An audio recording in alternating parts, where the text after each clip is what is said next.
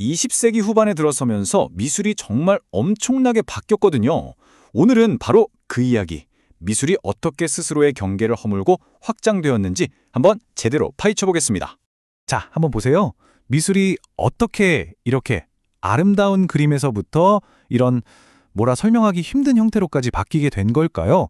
그냥 예쁜 물건이었던 미술이 어떻게 강력한 아이디어 그 자체가 될 수 있었는지 그 이유를 지금부터 하나씩 살펴보겠습니다. 궁금하시죠? 한번 시작해 볼게요. 자, 그럼 이 모든 변화의 시작점으로 거슬러 올라가 보죠. 바로 전쟁이 끝난 직후의 세상입니다. 생각해 보세요. 1945년 2차 세계대전이 끝났습니다. 유럽은 말 그대로 잿더미가 됐죠. 사람들은 기존의 모든 가치, 전통, 이성에 대해 깊은 회의감에 빠졌어요. 이게 다 무슨 소용이었나 하는 거죠. 바로 그때 예술의 중심지가 전통의 파리에서 새롭게 떠오르는 강대국 미국의 뉴욕으로 옮겨갑니다. 그리고 전쟁을 피해 유럽에서 건너온 초현실주의 작가들에게 영향을 받은 젊은 미국 작가들이 나타나서 이젠 완전히 새로운 걸 해야 해 하고 외치기 시작한 겁니다. 바로 여기서부터 모든 게 시작됐어요.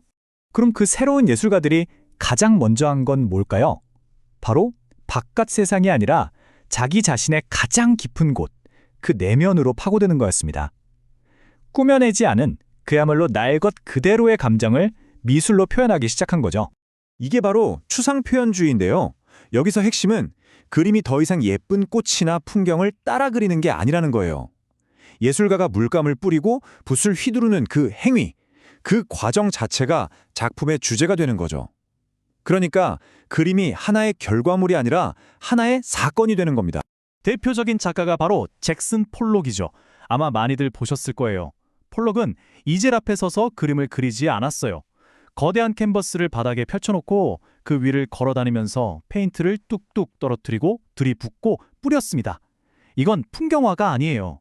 이건 폴록이라는 한 인간의 움직임, 그의 에너지, 그의 무의식이 그대로 기록된 흔적, 그 자체인 거죠. 당시 한 비평가가 이런 말을 했어요. 캔버스는 더 이상 무언가를 그려 넣는 공간이 아니라 행동하는 공간이다. 와, 정말 멋진 말이죠? 그러니까 중요한 건 뭐다? 완성된 그림만이 예술이 아니라 그 그림을 만들어가는 그 과정, 그 행위 자체가 바로 예술이라는 겁니다. 이게 정말 중요한 지점이에요. 자, 지금까지는 예술가의 아주 깊고 때로는 고통스러운 내면을 들여다봤잖아요. 그런데 만약 예술이 그런 게 아니라 그냥 우리가 매일 가는 동네 마트에 있는 거라면 어떨까요? 네, 다음 움직임은 말 그대로 예술의 방향을 180도 완전히 반대쪽으로 돌려놓습니다. 이 표를 한번 보세요. 정말 극명하게 대비되죠? 추상표현주의가 예술가의 내면에 집중했다면 팝아트는 우리가 사는 외부 세계에 주목합니다. 주관적이고 뜨거운 감정 대신 아주 객관적이고 쿨한 시선으로요. 진지하고 영웅적인 몸짓 대신 유쾌하고 때로는 비꼬는 듯한 태도를 취하죠. 세상에 단 하나뿐인 작품이 아니라 대량 생산된 상업적인 이미지를 그대로 가져옵니다. 완전히 다른 세상이죠? 이게 바로 그 유명한 팝 아트입니다. 앤디 워홀, 로이 리틴슈타인 같은 작가들이 등장해서 뭘 했냐면요.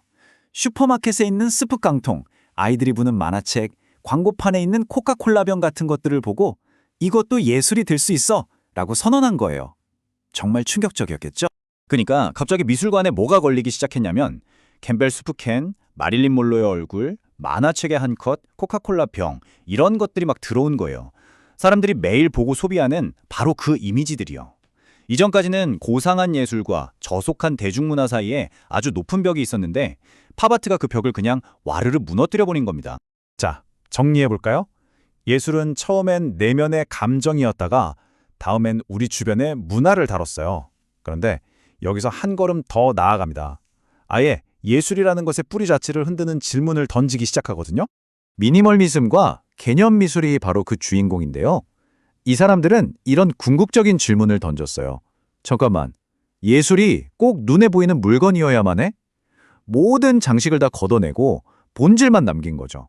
그러면서 이렇게 주장합니다. 중요한 건 저기 있는 조각이나 그림이 아니야. 그 뒤에 숨어있는 아이디어, 즉 개념이 진짜 예술이야. 라고요. 이 작품을 보면 딱 이해가 돼요. 조셉 코스의 하나이면서 세 개인 의자인데요. 자, 보세요. 갤러리에는 세 가지가 있습니다. 첫째, 그냥 평범한 나무 의자. 실물이죠. 둘째, 바로 그 의자를 찍은 사진. 그리고 셋째, 의자라는 단어의 사전적 정의. 작가는 우리에게 묻는 겁니다. 이 셋 중에 진짜 의자는 대체 뭘까요? 정답이 있을까요? 아니요. 이 작품의 핵심은 그 의자나 사진이 아니라 의자란 무엇인가라는 질문을 던지고 우리를 생각하게 만드는 것, 바로 그 아이디어 자체가 예술이라는 겁니다. 정말 머리를 한 대 맞은 것 같지 않나요? 자, 이제 예술이 물건이 아니라 아이디어가 될 수 있다는 문이 열렸어요. 그럼 어떻게 될까요? 더 이상 네모난 캔버스나 미술관의 받침대 위에 있을 필요가 없어진 거죠. 예술이 말 그대로 갤러리를 탈출하기 시작합니다. 그 결과 정말 다양한 형태의 예술이 폭발적으로 나타나기 시작합니다. 아이디어가 곧 예술인 개념미술, 저 광활한 지구가 캔버스가 되는 대지미술, 예술가 자신의 몸이 매체가 되는 행위예술, 그리고 전시장 공간 전체가 하나의 작품이 되는 설치미술까지. 이제 예술의 경계는 정말 사라져버린 거죠. 예를 들어 대지미술의 대표작인 로버트 스미드슨의 나선형 방파제를 한번 보세요. 유타주에 있는 거대한 소금호수에 흙과 돌로 만든 450m가 넘는 나선형 구조물입니다.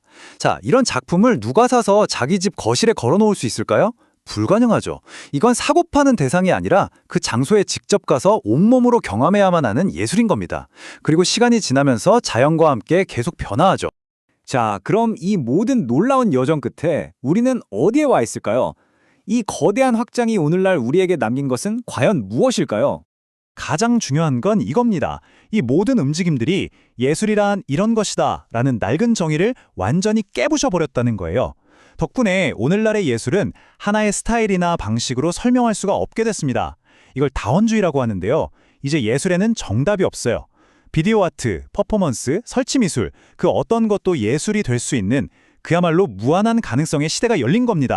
캔버스에서 출발한 예술이 마침내 하나의 개념이 되기까지의 여정. 이 모든 변화는 예술과 우리의 관계를 완전히 새롭게 만들었습니다. 그래서 때로는 이게 대체 무슨 예술이야? 하고 어렵게 느껴질 때도 있죠. 하지만 동시에 우리 주변 어디에서든 예술을 발견할 수 있는 아주 흥미롭고 역동적인 세상을 우리에게 선물해 준 것도 사실입니다. 그렇다면 예술의 다음 모습은 과연 무엇이 될까요?